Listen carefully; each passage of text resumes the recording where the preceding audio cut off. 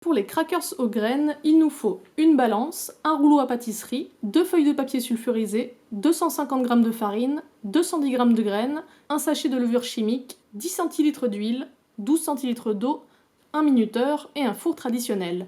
La recette va nous prendre 10 minutes de préparation, puis 15 minutes de cuisson à 180 degrés et 5 à 10 minutes à 150 degrés selon le four. Le crackers devra être bien doré mais pas cramé. Alors on va commencer par bien mélanger la farine. Donc ici c'est 200 g de farine d'épeautre et 50 g de farine de blé. On ajoute la levure chimique, les graines, donc ici c'est courge, lin, sésame, tournesol. Et ensuite on va rajouter 10 cl d'huile. Donc ici c'est un mix d'huile d'olive et d'huile de colza, puis 12 cl d'eau. Donc de l'eau du robinet ou de l'eau de bouteille comme vous voulez. Mais du robinet c'est plus zéro déchet, c'est mieux. On mélange bien la préparation. On doit obtenir une pâte bien homogène qui ressemble un peu à de la pâte à pain. Donc elle ne doit pas trop coller aux doigts. Si elle colle trop aux doigts, vous rajoutez de la farine. Si elle est trop sèche, vous rajoutez un peu d'huile. Mais normalement, avec les proportions que je vous ai données, elle devrait être absolument parfaite. Voilà, il faut bien la pétrir avec les mains, tranquille, pat. Et on obtient ensuite une belle boule de pâte.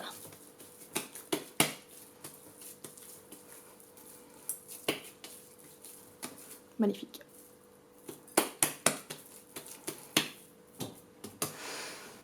Ensuite, on va préchauffer le four à 180 degrés. Et pendant qu'on préchauffe le four, on va étaler notre boule de pâte sur une première feuille de papier sulfurisé. C'est super difficile à dire. Donc on étale bien la pâte au début à la main sur la feuille de papier sulfurisé, tranquillement. Et ensuite, on vient poser par-dessus la deuxième feuille de papier sulfurisé.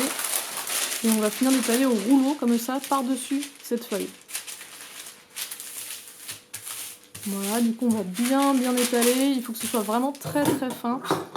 Et tout le surplus, on va le mettre à part dans le saladier et on le réservera pour une deuxième fournée. Parce que si on garde le surplus, ça va faire un biscuit beaucoup trop épais, ce sera difficile à cuire, ça va en mettre partout dans le four. Donc il faut vraiment bien retirer tout ce qui dépasse des papiers sulfus. On étale bien avec un rouleau. Oh, bien étalé.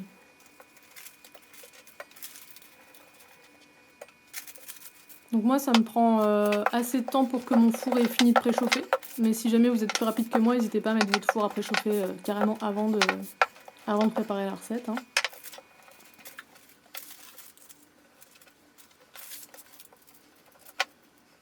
Voilà, donc là on a une belle pâte. On retire la plaque, la feuille de papier sulfurisé du dessus, délicatement. Voilà.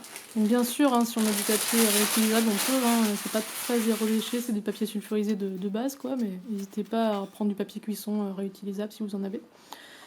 Et ensuite, on va venir découper en fait des petites bandelettes de pâte avec la spatule ou avec un couteau sur toute la longueur. Ce sera plus pratique à découper quand ça sortira du four. Voilà, une fois qu'on a fait ça, il n'y a plus qu'à enfourner. Donc 180 degrés pendant 15 minutes.